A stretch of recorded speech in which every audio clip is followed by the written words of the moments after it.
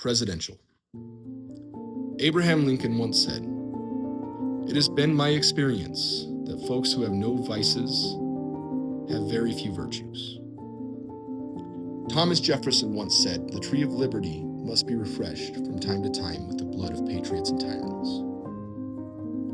47 once said, "I don't even wait. When you're a star, they let you do it. You can do anything. Grab him by the pussy. You can do anything." Lyndon B. Johnson once said, "Yesterday is not ours to recover, but tomorrow is ours to win or lose."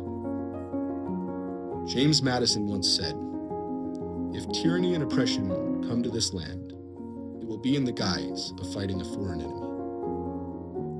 47 once said, "You've got to deny, and push back on these women.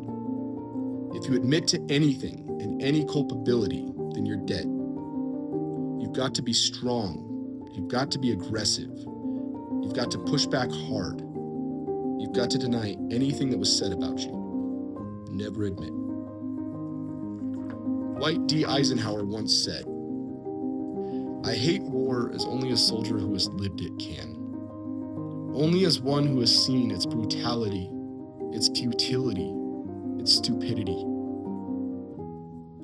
Harry S. Truman once said, "It is amazing what you can accomplish if you do not care who gets the credit." 47 once said, and I cannot stress this enough, this was in court, on tape, and in response to rape allegations. It couldn't have happened. It didn't happen, and she would not have been the one. She would not have been the one. End quote. So I ask you this, who was the one? Who would you have raped? You can't make this up. Herbert Hoover once said, "Older men declare war, but it is the youth that must fight and die." Franklin Pierce once said, "Frequently, the more trifling the subject, the more animated and protracted the discussion." James A. Garfield once said, "The truth will set you free, but first it will make you miserable." 47 once said about Jeffrey Epstein, "I've known Jeff for 15 years. Terrific guy. He's a lot of fun to be with. It's even said that he likes beautiful women as much as I did, many of them on the younger side." Sus. George H.W. Bush once said, "I have opinions of my own, strong opinions, but I don't always agree with them." William Howard Taft once said, "Don't write so that you can be understood. Write so that you cannot be misunderstood." 47 once said, "She does have a very nice figure. If she weren't my daughter, perhaps I'd be dating her."